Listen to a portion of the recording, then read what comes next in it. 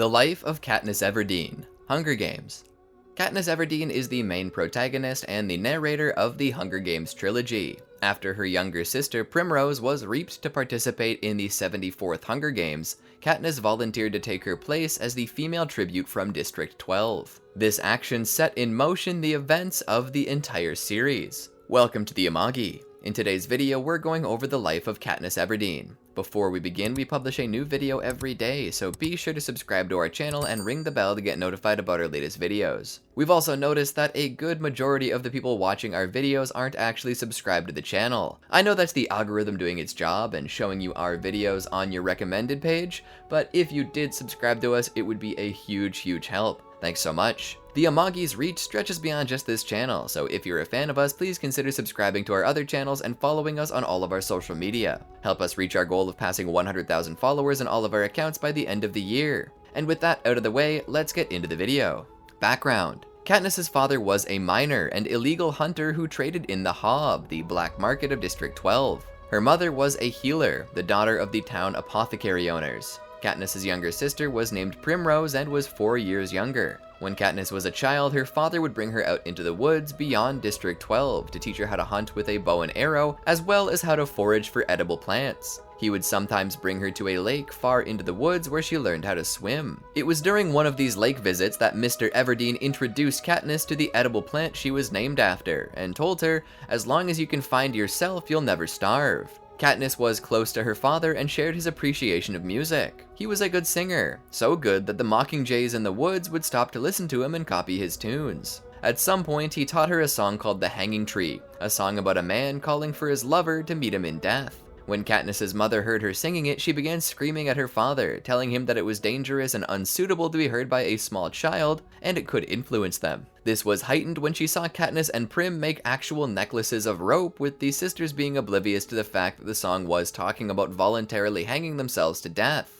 She then banned the song from their home and forbade Katniss to sing it outside anymore. Although Katniss never sang it in her mother's presence again, she later sang it during the rebellion when she thought of her father. When Katniss was 11, her father died in a mining accident, causing her mother to fall into a deep depression and sadness. She became still and weak, refusing to listen to her daughters and becoming jobless. Unable to stir her mother from bed, Katniss became the head and primary breadwinner of the family. In order to be resourceful, Katniss made their rations last as long as possible. When they ran out, she attempted to sell some old clothes to make some money, to no avail. She tried to look in the garbage bins of the houses in the town square, but was yelled at by the baker's wife for snooping. Peeta Mellark, the baker's son, gave Katniss some burnt bread that he'd been told to give to the pig. It's implied that Peeta burnt the bread specifically so he could give it to Katniss and her family to save their lives. Katniss begins to remember the knowledge her father taught her about the woods and about feeding herself. As she gains the courage to move deeper into the forest, she finds more game and is better able to feed her family.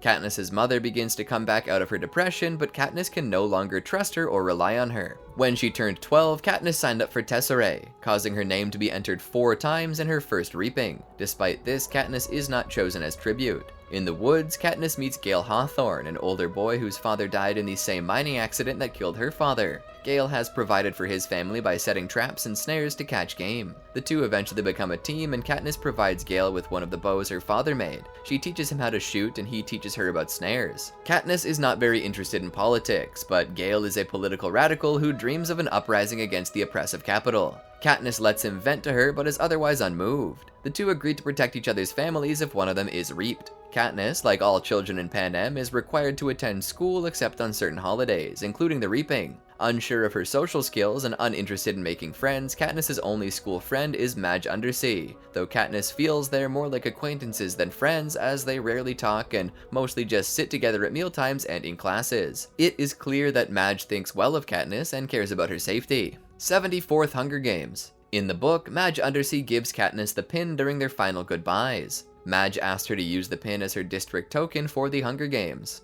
In the movie, Katniss goes to the black market, the Hob, and an old lady, Greasy Say, gave her the pin for free. Before the reaping, Katniss gave the pin to Prim to help her feel safer. During the final goodbyes, Prim gives the pin back to Katniss. When she was 16 years old, Katniss volunteered to take her sister's place in the 74th Hunger Games after Prim's name was called during the reaping. Originally, she had no intention of going into the games, hoping she wouldn't be picked before the female tribute was chosen. It had not even crossed her mind, but when her sister was picked, she volunteered to save her, in hopes that she could actually win. In the book and film, Prim was actually worried about being picked, but Katniss thought that it was impossible since she hadn't taken any tesserae and her name was only entered once. The impossible happened whether Prim had taken any or not. The male tribute was from the town bakery, Peeta Mellark, who had once risked a beating to save Katniss and her family from starvation by gifting them some burnt bread. Before she leaves for the capital, Katniss goes to the Justice Building to say her final goodbyes to her mother, Gale, Prim, Madge Undersea, and Mr. Mellark. When she says goodbye to her mother and Prim makes her promise to try and win, so Katniss complies and tells her mother to make a promise that she won't leave Prim alone to take care of herself. Her mother tries to explain to Katniss that she is ill, but Katniss still makes her promise to take care of Prim, and she finally complies. Madge Undersea comes in to say her final goodbye to her by giving her the Mockingjay pin. The baker, Peeta's father, comes in and gives her cookies, a luxury, and tells her that he will not let her family starve. Gale tries to give a final piece of advice but is dragged out before he can finish, leaving Katniss to wonder about the thing Gale wanted to say so badly. The district escort, Effie Trinket, then takes Peeta and Katniss aboard the train to the capital. On their way, Katniss and Peeta meet their drunken mentor, Haymitch Abernathy. When Katniss arrives at the capital, she gets prepared for the parade through the city streets. She's fussed over by her prep team, which consists of Octavia, Flavius, and Vinea. She then meets her stylist, Cinna, who comes up with an idea that would amaze all of Panem and make Katniss and Peeta unforgettable. Cinna dresses her up in a black unitard to represent coal and lights her and Peeta with synthetic fire that does not burn them. After the parade, they are escorted to their residence. At dinner time, Katniss meets a haunting face from the past. A girl who she didn't get to save who has now become an Avox. The next morning, Katniss goes down to the training center to prepare for the games. Haymitch advises her not to show off all of her skills until the private sessions with the game makers. During training, Katniss and Peeta notice they're being followed by a little girl named Rue from District 11. During the private session, Katniss shows the game makers her skills with a bow and arrow. Katniss shoots at the practice dummy but misses. She's angered because the first shot went wrong and she was not accustomed to the bow she was using. The game makers start ignoring her and pay more attention to a roast pig since she's from District 12, a district that's not known for producing many victors. Along with that, she was the last person who got to show their skills. Out of frustration, Katniss targets the apple in the roasted pig's mouth, successfully hitting it, causing reactions of shock and amazement among the game makers.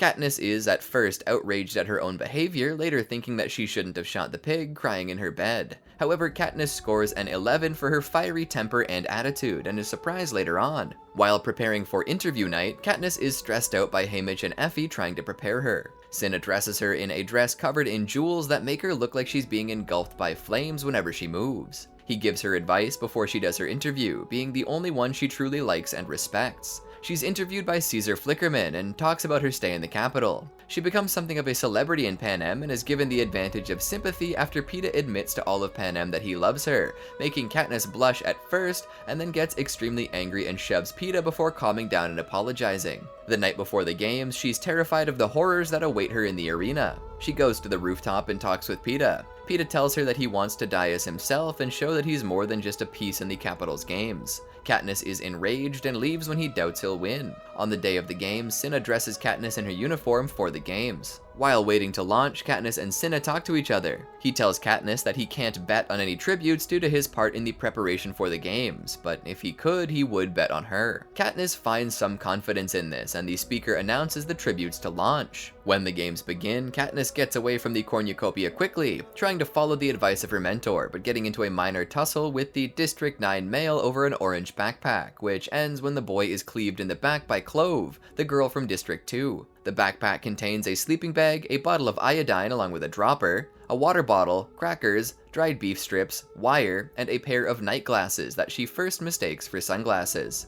Katniss is almost killed in the bloodbath when Clove aims a knife at her head. She blocks it with her backpack and earns a knife as a result. Clove does not pursue her and heads back to the cornucopia before all the good stuff is taken. Katniss runs into Foxface in the forest and they part ways in a panic. She also has a brief encounter with the District 10 male but runs the opposite direction and he does not pursue her. Over the next few days, Katniss moves further and further away from the cornucopia, though she is slowed down by dehydration. She nearly dies of thirst before she finds a small pond to drink from, stumbling into it while she camouflages her bright orange backpack with mud so it wouldn't draw too much attention. The next morning, she's awoken by a forest fire created by the game makers, including fireballs that are flung at her. She survives the attack but suffers minor burns and cuts on her hand and a severe burn on her calf. She goes to sleep and is woken by the sound of footsteps. Katniss is briefly chased by the career pack, consisting of Glimmer, Marvel, Cato, Clove, the female from District 4, and Peeta, and escapes up a tree. Cato tries to climb up after Katniss, but crashes to the ground because he's too heavy for the branches to hold. Glimmer also attempts to kill Katniss by shooting her with an arrow, but she misses.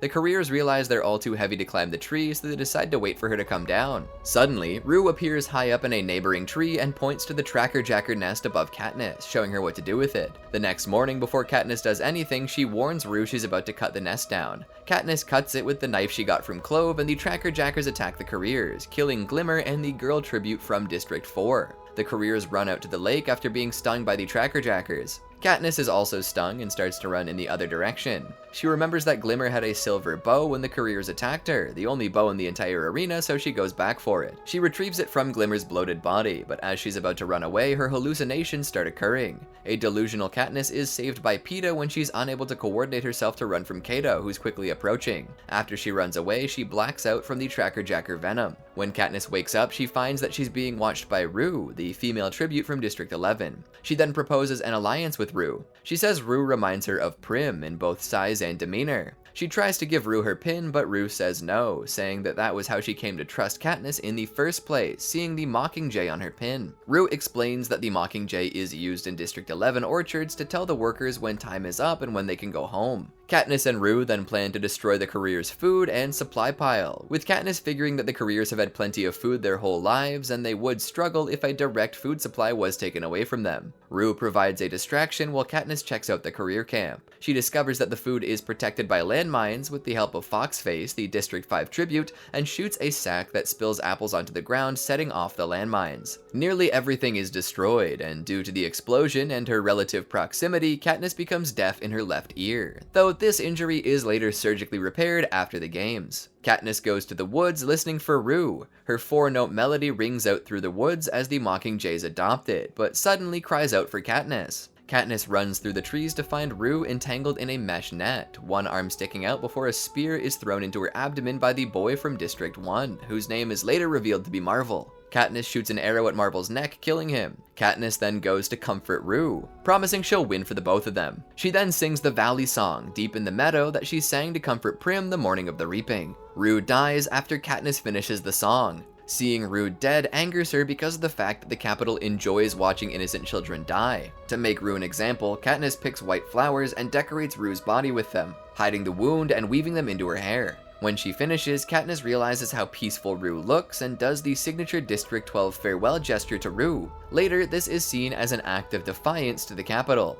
She then takes Rue and Marvel's backpacks, knowing that she would have wanted Katniss to have them. By the time of the announcement that 2 tributes from the same district can win, Katniss's left ear is completely deafened. She cries out for Peeta and suddenly regrets it, realizing the potential danger. She seeks out Peeta and finds him hiding in the mud of a riverbank, totally camouflaged. He's suffering from a severe cut on his leg that Cato gave him, tracker jacker stings, and multiple burns. She washes him off at the river, treats the burns and stings, but cannot do anything for his leg except for stuff leaves into it, drawing out the infection and pus. Katniss does everything she can to care for him, but he eventually gets blood poisoning. Once Katniss and Peeta hear the news about the feast, Peeta makes Katniss promise that she will not risk her life for him. A feast is then announced by the game makers near the cornucopia, where Katniss will find the item she needs most, the medicine needed to cure Peeta's blood poisoning. All the other tributes will also be looking for such a thing. Katniss, knowing that going to the feast will be dangerous, insists on going, though Peeta refuses to let her. Immediately afterwards, Katniss receives sleeping syrup from their sponsors and tricks Peeta into consuming it by mixing the sleep syrup with berries, telling him it's sugar berries. After eating the berries, he passes out for 24 hours,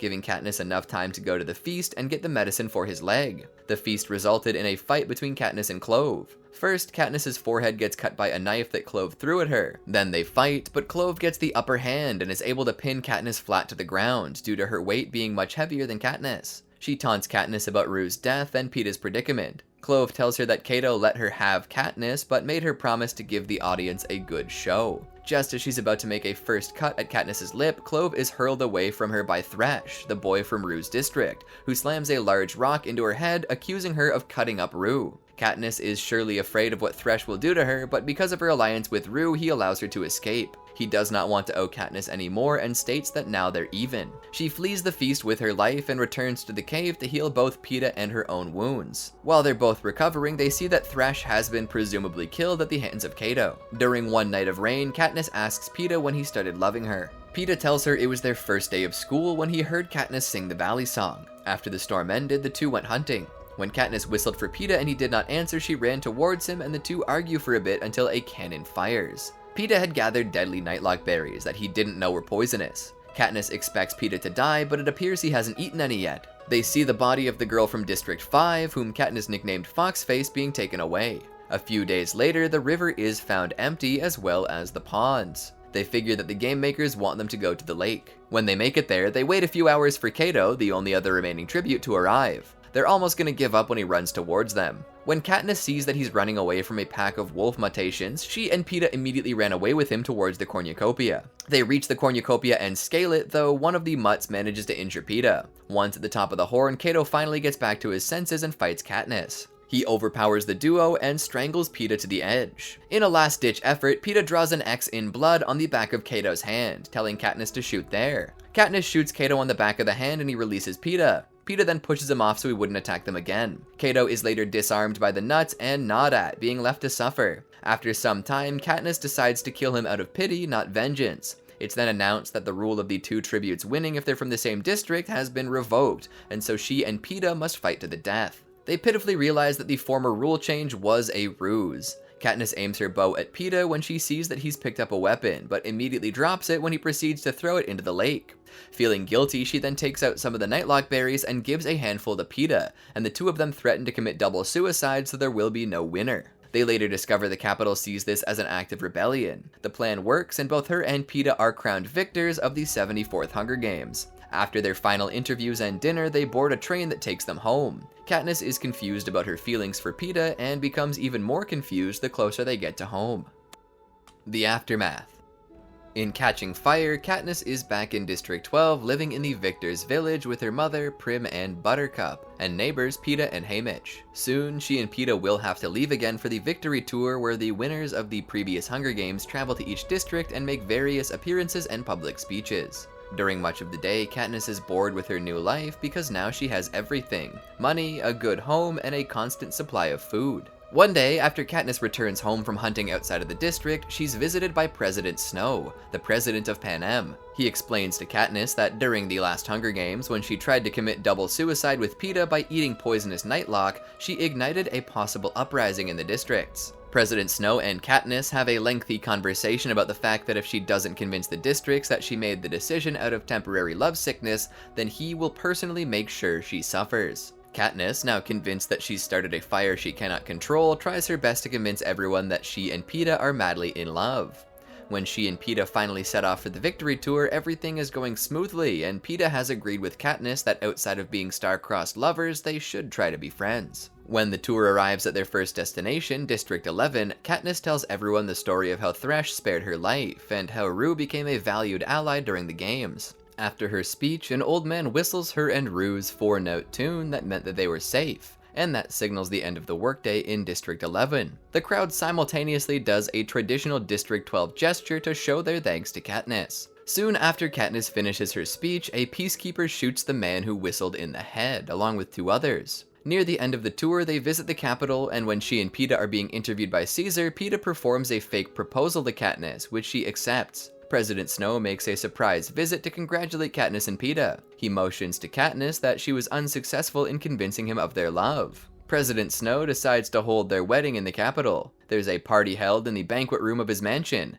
Katniss learns that in order to taste each and every dish, the people of the Capitol drink a clear liquid which causes them to vomit and empty their stomachs in order to continue eating, and do this again and again. This disturbs her, since she had seen her mother treating emaciated children whose parents couldn't afford anything for them, not even medicine, and she was also so poor before winning the games that she had almost starved to death. She's then introduced to Plutarch Heavensby, the new head game maker by Portia. They travel to District 12. Katniss suffers from nightmares throughout her night on the train, so Peeta sleeps in her bed to calm her and keeps her company. Finally, they get back to District 12, and a huge party is thrown for them at Mayor Undersea's house.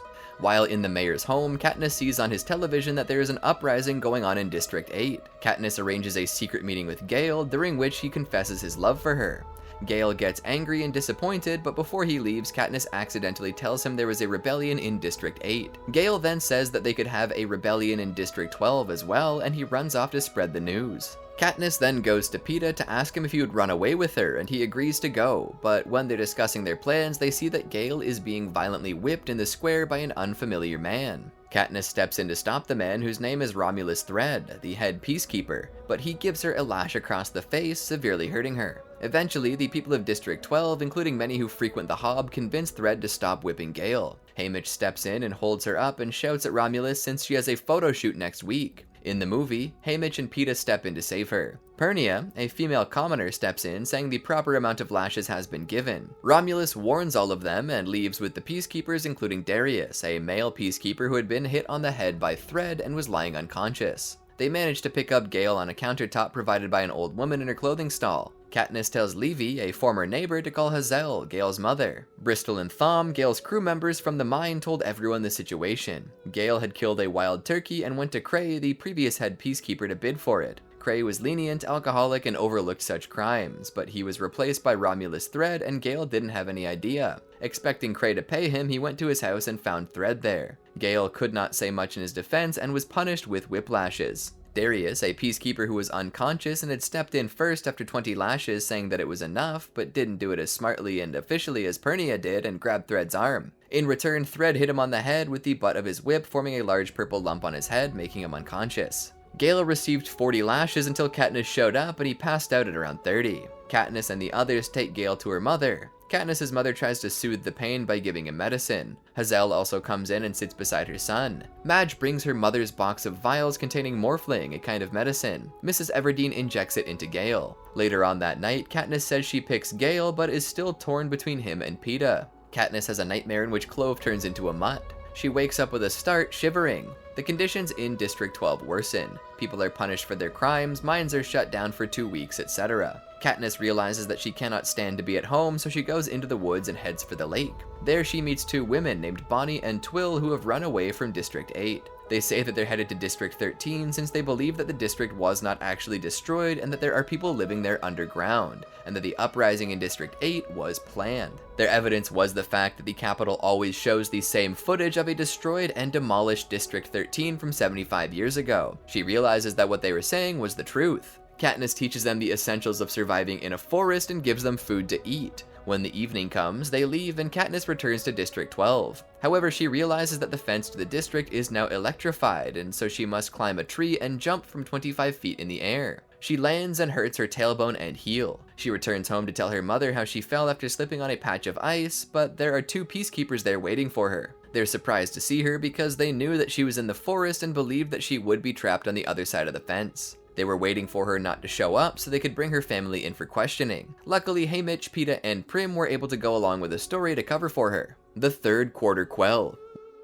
Once she's healed, her prep team comes to help her with her wedding fashion shoot, along with Cinna. She listens to them speak of how they have not had shrimp in the capital for weeks, and realizes that other districts are rebelling. The next night, there's a view of the photo shoot and a voting on which was the best dress, and later there's an important announcement made by President Snow. In honor of the third quarter Quell for the 75th Hunger Games, the tributes will be reaped from the existing pool of victors. Since District 12 has only 3 living winners, Peeta, Haymitch, and Katniss, and being the only female victor, she knows that she is now going to be forced to go back into the arena. She runs out of the house and into the basement of an empty home to scream, cry, and shatter a window. This makes her hand bleed. She makes her way to Haymitch, where he already tells her Peeta has come to visit him and told him that Peeta wants to go back into the arena to protect Katniss. She tells Haymitch that whatever they do, she wants Haymitch to make sure that Peeta comes back alive. She and Haymitch get drunk. She returns in an inebriated state to her house and sees Gale at the doorway, and Katniss passes out in his arms. She has a horrible hangover the next day, and in the afternoon she goes back to Haymitch's house, where Peeta has emptied all of his liquor and has threatened to turn them in or anyone else who gives them alcohol. He tells them that they will begin training for the quarter Quell because 2 people will come back alive, and they begin to work out and study footage of past winners to see their competition.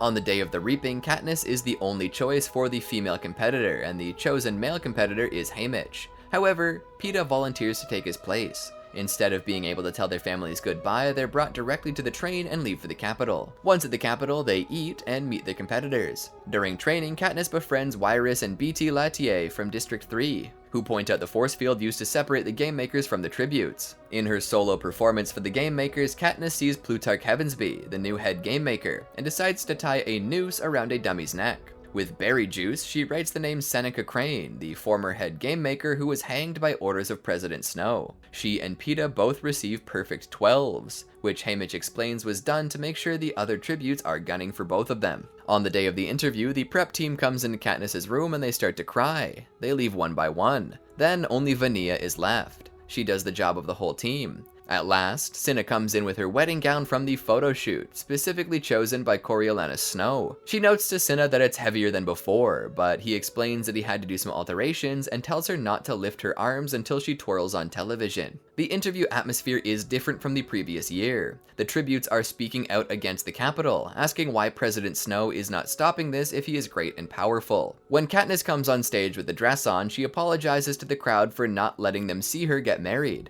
She twirls and raises her arms, and the wedding dress burns away to reveal a different dress underneath. When she looks towards the television, she realizes that Cinna has turned her into a mockingjay. Although Caesar knows what the dress represents, they play it off as the bird on Katniss's token. When it's Peeta's turn to speak, he lies and tells the audience that he and Katniss are already married and that Katniss is pregnant. This drives the audience to madness and hysteria. Right before the games are to begin, Katniss is with Cinna and steps on the plate to be taken to the arena where she's frozen in place. Suddenly, 3 peacekeepers enter the room, beat Cinna, and drag him out of the room. A frozen Katniss watches in horror but is then transported into the arena. In Mockingjay, it's revealed that Cinna was actually killed as a result of his injuries. The plate leaves her in the middle of blue water, which she realizes is no place for a girl on fire. While retrieving a bow and arrows, she sees that Finnick is wearing a gold bracelet, one that belonged to Haymitch, and realizes that this was his way of telling her to form an alliance with Finnick. She and Peeta run into the jungle with Finnick, who carries his 80-year-old district partner, Mags.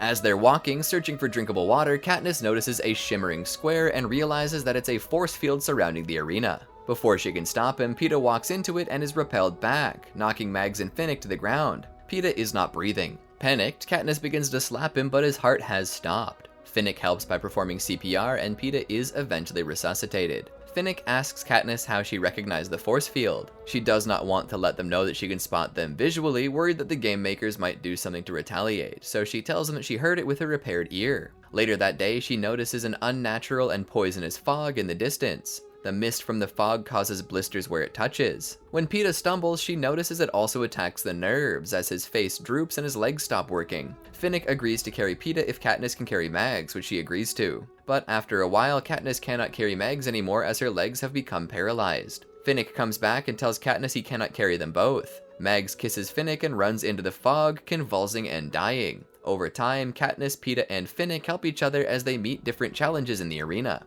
Later, they meet Joanna Mason, whom Finnick runs to, and they hug. As Katniss and Peeta figure out what to do, they realize they cannot leave Finnick after all he's done, and go to Joanna instead. She has Wyrus and Beetee with her. Beetee has received a knife in the back, while Wyrus is spinning in a circle saying tick-tock, tick-tock repeatedly. Joanna explains that Haymitch told her to bring them to Katniss for an alliance. Later that night, when Wyrus restates tick-tock, Katniss begins to realize the arena is in the shape of a clock. She also remembers Plutarch Heavensbee showing her his clock watch and saying it begins at midnight, as an image of a mockingjay flashed on the watch face. They go to the cornucopia to see if they're correct and are proven to be right. While drawing up the map of the clock, Katniss witnesses that Wyrus has stopped singing because Gloss slit her throat, and turns with an arrow ready and hits Gloss in the temple, while Joanna buries an axe in Cashmere's chest. Katniss starts to realize that everyone is protecting Peeta and wonders if they believe that he can be the leader of the rebellion. Later, Peeta tries to give Katniss a gold locket and tells her he wants her to win because if she dies, he has nothing to live for. They kiss, and she realizes that she loves Peeta and wants to fulfill her plan of keeping him alive.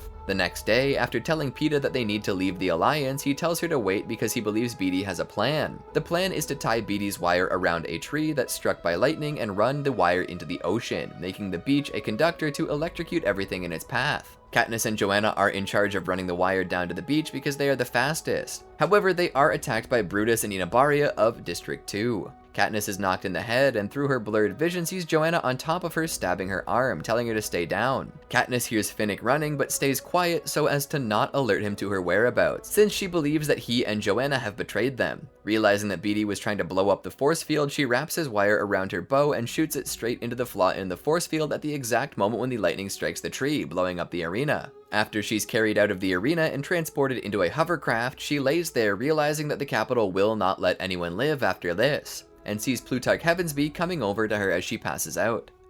After the quarter Quell, she awakens in a hospital bed next to Beetee. She searches for Peeta, believing that the Capitol has captured them, and planning to kill Peeta to save him from being tortured. She blames Haymitch because he promised that he would save Peeta instead of her. She passes a room and hears Plutarch talking to Finnick and Haymitch about getting someone out of District 4. She enters the room and Haymitch tells her that there was a plan to break them out the minute the Quell was announced. The victors from Districts 3, 4, 6, 7, 8, and 11 had varying degrees of knowledge about it. Plutarch had been for several years part of a group planning to overthrow the Capitol. The hovercraft they're in is from District 13, which is where they're headed. She tells him that Joanna tried to kill her, but Finnick explains that she was removing Katniss's tracker, and that all the victor tributes in those districts have pledged their lives to her and the rebellion, that she is the Mockingjay, the symbol of the rebellion. She realizes that Haymitch had lied to both her and Peeta. He tells her that everyone kept Peeta alive because they knew that if he died, she would never keep an alliance with the others. She asks where Peeta is, and Haymitch tells her that he was picked up, along with Joanna and Inabaria, by the Capitol. In horror and anger, she attacks Haymitch, scratching his face. Finnick and the others strap her down and drug her to keep her calm. Finnick tells her that the Capitol will at least keep Peeta alive to use as bait against Katniss. Later, Gale visits her. He tells her that after the games, the Capitol sent bombers to District 12. He explains that he was able to get her family out in time, but District 12 has been destroyed. District 13 Rebellion. In Mockingjay, Katniss is in what's left of District 13's underground. She goes to visit the ruins of District 12 after the firebombing from the Capitol. She finds that Buttercup, Prim's cat, somehow survived the destruction of District 12. She takes Buttercup and hides him in her hunting bag as a comforting present to Prim, who's in District 13 with her mother and the other residents of District 12 that survived the bombing. While examining her old room, she finds a white rose that was left by President Snow as a sign, meaning that he was watching her, possibly right then. Katniss is stressed and overwhelmed by everything that's happening. District 13, wondering if Peeta's still alive, etc., but is glad that she now has her old relationship with Gale. She gets used to life in District 13 and starts to like it, but sees District 13 as an underground prison with nowhere to go. Katniss watches Peeta's interview with Caesar Flickerman and is filled with joy that Peeta is still alive and healthy. She runs off to a supply closet and hides there alone until Gale enters. The two talk about the situation, and that is when she decides that she will be the Mockingjay,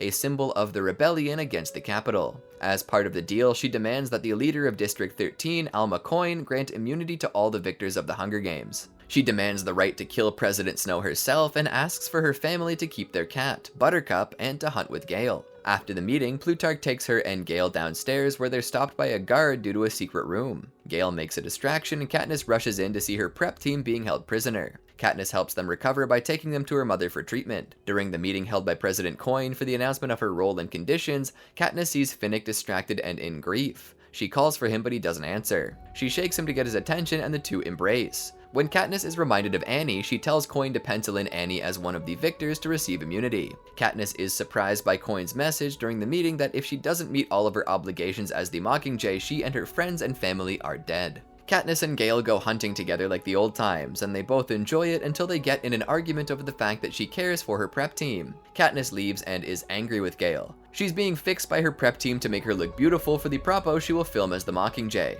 When they finish, she and Gale go downstairs to the weapons room where Beetee is making weapons for the rebels. After she receives her weapons, she goes to the room where she will shoot her first propaganda or propo.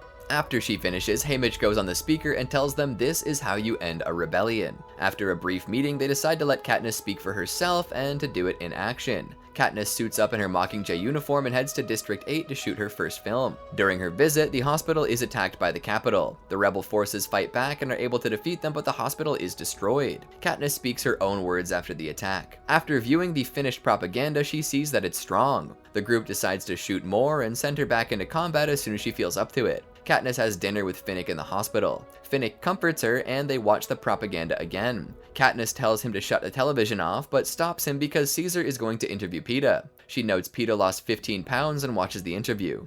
In the interview, Peeta asks Katniss why she joined the rebels, and if she didn't know, she should find out. After watching it, she pretends to have not seen it because Plutarch walks in and makes sure she's well.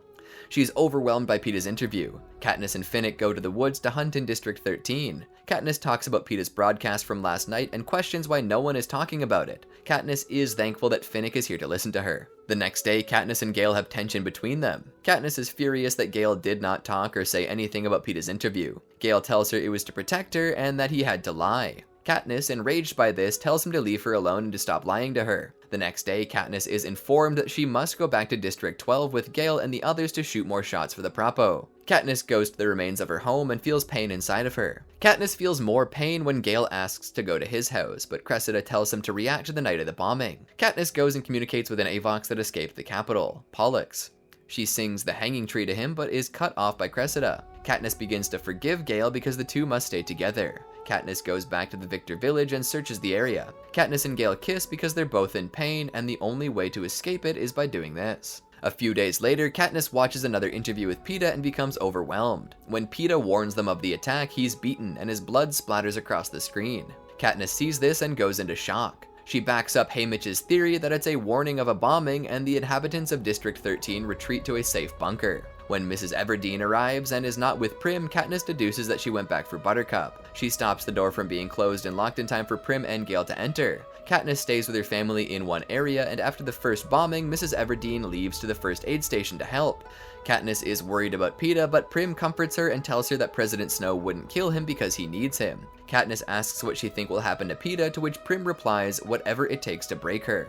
Katniss plays with Buttercup during the night with a flashlight and imagines how she can get Peeta back. She goes to Finnick and shares her ideas on Snow's plan. Finnick tells Katniss he's doing the same but with Annie. The two continue to talk about President Snow's plan. Katniss, while shooting a propaganda, announces that she cannot take it anymore, and then breaks down along with Finnick. President Coin assembles a rescue team to retrieve all victors in the Capitol, and Gale is the first person to volunteer. In a daring rescue, Peeta and the others, apart from Inabaria, are rescued from the Capitol. Katniss feels helpless when she is left out of the rescue mission. When she goes to visit Finnick, the two talk more about the mission and how if they die, it won't be bad because they won't have to feel any more pain. Haymitch informs them that they can help by shooting a Propo. Katniss does an interview and tells them how she met Peeta and informs them of the time when President Snow told her the Capitol is fragile. She tells them that it's because the Capitol depends on the districts, and without them, they would fall. Katniss is informed that the rescue party has arrived home safe. She sees Joanna and Annie are alive and that Peeta has been saved. However, Peeta has been hijacked into hating Katniss and tries to strangle her to death upon their reunion. Katniss receives medical attention after the attempted strangulation. Prim comforts Katniss and they're informed by Plutarch that Peeta was brainwashed by the Capitol and is receiving all the treatment they can give him. Katniss is deeply depressed by this and goes to visit Gale and Beetee. She's sad that Gale and Beetee are building weapons to help their efforts but aren't thinking about the innocent people who may be injured in the process. Katniss meets Deli Cartwright and informs her of Peeta's condition.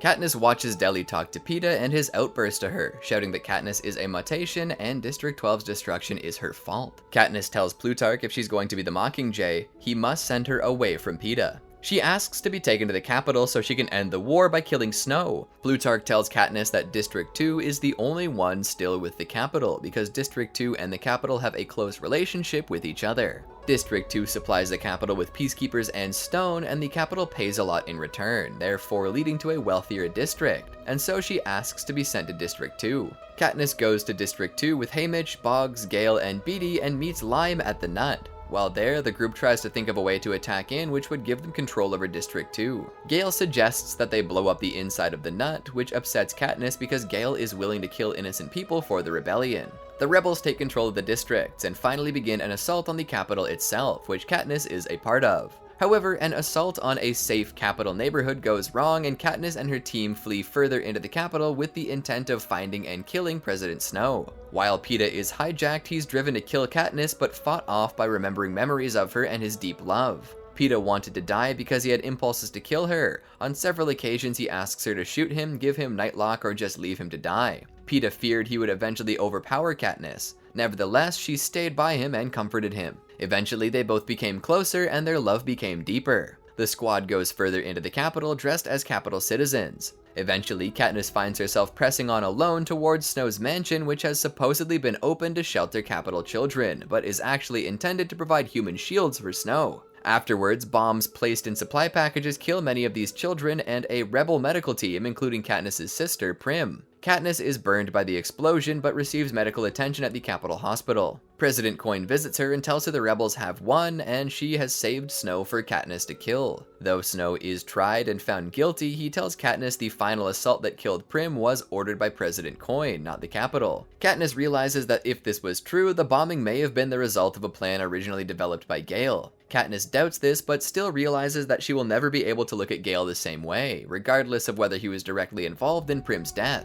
Coin gathers the 7 remaining victors who survived and proposes a final Hunger Games, but with the children of the most powerful people in the capital. Peeta, Annie, and Beetee vote no, but Joanna, Anabaria, Haymitch, and Katniss all vote yes. Katniss remembers a conversation with Snow in which they promise not to lie to each other. When she's supposed to execute Snow, she realizes that he was telling the truth and kills Coin instead. A riot ensues, and Snow is found mysteriously dead, having possibly choked on his own blood or was trampled by the crowd. Katniss is admitted to a secure holding room but acquitted due to her apparent insanity and returns to her home in District 12, while Gale goes to District 2 to work in the military, and Mrs. Everdeen begins practicing at a District 4 hospital, unable to go back to District 12 due to all the pain. Still destroyed over the death of Prim, Katniss becomes depressed and suicidal. Peeta returns soon after as well, having recovered immensely from his brainwashing. He plants primroses around Katniss's house as a memorial for her sister. Katniss begins to heal, and her relationships with Peeta and Haymitch recover as well. After a while, Katniss and Peeta put together a book of all the characters that died at the end of the series. Katniss writes all the facts about the victims, including Rue, Prim, Boggs, Finnick, and more. Peeta draws all the pictures in the book, if they had not found a picture of them. Peeta plays one final round of Real or Not, and says, "You love me, real or not real?" And Katniss answers back, "Real." Adult life. In the epilogue, Katniss speaks as an adult more than 15 years later. She and Peeta have 2 children together, a daughter and a son. By this point, the Hunger Games are over, the arenas have been destroyed, and memorials have been built for the tributes and others who died in the wars. She and Peeta have settled in the meadow where their children can play in peace and harmony. She dreads the day her children's innocent world is shattered by learning the details of their parents' involvement in both the games and the war, though Peeta assures her that they will be okay,